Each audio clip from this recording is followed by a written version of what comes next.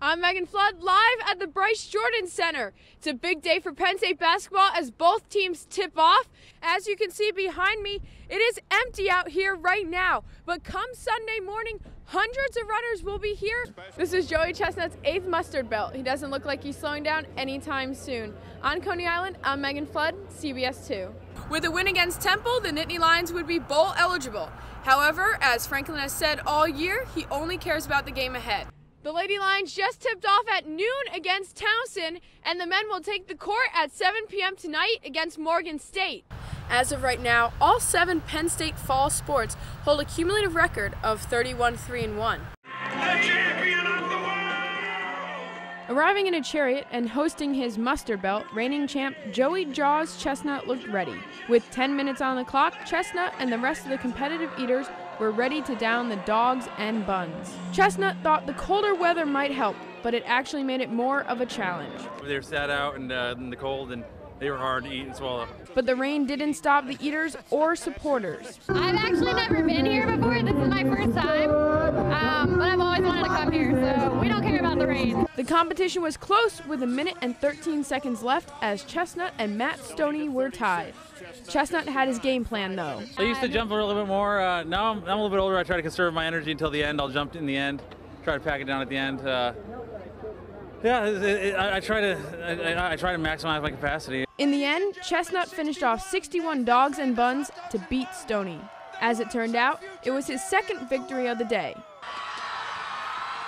Chestnut got down on one knee and popped the question to his girlfriend of 3 years. Will you marry me? This is the finish line. Yes! Nestle Ricasa, also a competitive eater, always thought it would have been after a win. I never imagined that I would be proposed to on stage before the 4th of July hot dog contest. For Chestnut, it was a win-win. It feels great. I really feel like the luckiest guy in the world. This is great. Yes! Oh my gosh, that was lovely. It's so beautiful. I hope they share a hot dog afterwards. The couple might share a hot dog, but if Ricasa has her way, the wedding won't be hot dog themed.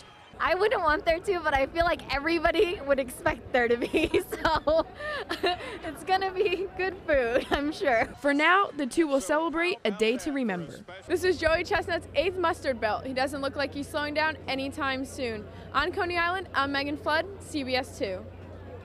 Spirits are high this fall among Penn State student athletes. 4 out of the 7 fall teams are ranked in the top 10 in the nation.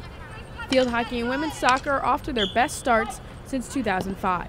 You know, it's just so exciting to be here in the fall, and I know it is in the winter and spring as well, but you know, the fall just, you know, something's in the air when everybody just comes back to Happy Valley. So I think there's always a lot of excitement. So I think that, you know, we just gear up a little bit with a little bit more enthusiasm. Not to be left out of the autumn success is the defending national championship volleyball team. After going 4-0 last weekend at the Villanova Classic, the team hosts the Penn State Alumni Classic this weekend at Rec Hall. It'll be their first home match since August. Men's soccer looks to extend their winning streak to 3 games as they play Ohio State on Sunday. After 2 weekends on the road, the women's soccer team is happy to be back at Jeffrey Field. They also take on Ohio State at 6 p.m. tonight. Football has had a chance this weekend to get off to a 4-0 start when they kick off against UMass. It would be their best start since 2009. Besides the success each team has had, student athletes have been making an effort to attend each other's games. Our team has been to the volleyball games, to the men's soccer games at Indiana. They went to our game at Indiana. We've been to the field hockey games, football games, obviously. So I think there's just a really, there's a feeling of camaraderie on this campus and in this athletic department, and I think it's really exciting that it's also being shown in the areas of winning games and success. Even while traveling, the teams make an effort to support each other. And we always are checking the Twitter updates, like when we travel, and it's awesome to be celebrating those wins along with them. It's so fun. As of right now, all 7 Penn State fall sports hold a cumulative record of 31-3-1. Reporting from University Park, Pennsylvania, I'm Megan Flood for the Center County Report. We'll look ahead to tomorrow's Penn State-Maryland game, plus Lady Lion basketball season is right around the corner. We have more on this year's team. Also, men's hockey faced Bentley last night. We have highlights from the game. As you can see, JT Barrett won that matchup last Saturday night as the Ohio State quarterback collided with me on the sideline. Yes, it did hurt, I'm okay, and if you're wondering, so is the camera. Tomorrow, Penn State football looks to end its 3-game losing streak. Joe Garofalo previews the matchup against Maryland.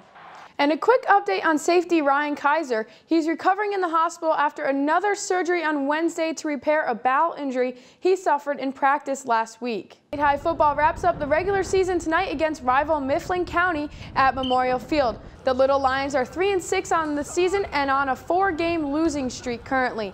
Mifflin County is 1-8 on the season. Opening kickoff is at 7 p.m. David Goodwin was the hero for Penn State men's ice hockey team last night as the Nittany Lions beat Bentley 3-2. Goodwin scored the game-winning goal in the second period in front of 5,773 fans in Pagula. It was the Nittany Lions' first come-from-behind victory of the season. The Falcons took the lead early in the first. Defenseman Matt Mayer scored the first of 2 power play goals for Bentley. Casey Bailey would respond with just over 6 minutes left in the first period after finishing a rebound off a Taylor Holstrom shot. Curtis Loik scored a power play goal for the Nittany Lions, the first the Falcons had given up in 23 penalty kills. Bentley would get a second power play goal in the third period to bring the game within 1 goal. Through passing and clock management, the Nittany Lions would hold on for their 3rd straight win. The teams play again tonight at 7 p.m. The Penn State Lady Lions basketball team is gearing up for a new season, featuring a new cast. Reporter Jake Somerville has the story. I'm Megan Flood. That's all for sports. We'll be right back after this. Best of luck to Kyla with what looks like a promising basketball career ahead of her. Coming up, we will take a look as football travels to Indiana, and the 4-time national champion wrestling team starts its title defense this Sunday. The Penn State football team will hit the road this weekend, searching for its first win in more than a month. Phil Constantino has more. It's a noon kickoff, and you can hear the game on Penn State's COM Radio. The Penn State Lionettes dance squad had their team director unexpectedly leave halfway through the football season. Reporter Tatum Coffey talks about how the team is now managing on its own. To find out more about this story on the Lionettes, please visit our website, centercountyreport.com. Penn State has been the most successful wrestling program over the last 4 years. However, they start this season ranked 5th in the country. Why? Reporter Mike Essie has the answer. Sunday's match against Lehigh begins at 2 p.m. in Rec Hall. That's all for sports. I'm Megan Flood. We'll be right back.